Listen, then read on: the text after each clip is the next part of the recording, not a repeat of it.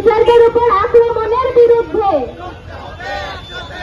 আন্দোলনরত শিক্ষকদের উপর পুলিশি নির্যাতন কেন তৃণমূল জবাব দাও।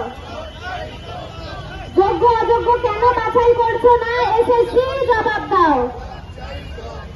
রাজ্যের সরকারি স্কুলে ছাত্র শিক্ষক রেশিও পর্যাপ্ত নেই কেন শিক্ষামন্ত্রী জবাব দাও। ঘুষের টাকা খেলো কারা তাদের গ্রেফতার করতে হবে। ছাত্র যুব পথে নেমেছে তৃণমূল হুঁশিয়ার। টিচারদের উপর আক্রমণের বিরুদ্ধে লড়তে হবে একসাথে।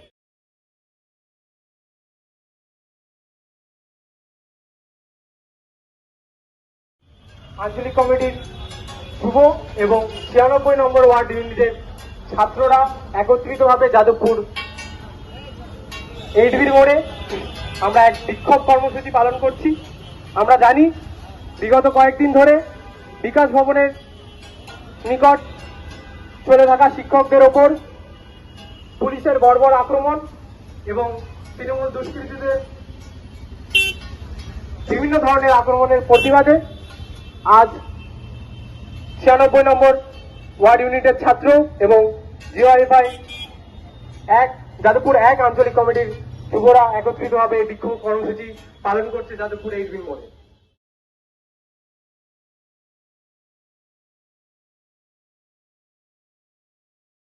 বিরোধিতা এবং ধিক্কার আমরা ডিওয়াইএফআই এসএফআই জানাচ্ছি। এই শিক্ষক শিক্ষিকারা দীর্ঘদিন ধরে তাদের হক, তাদের ন্যায্য যে দাবি, সেই দাবি নিয়ে রাস্তায় আছেন।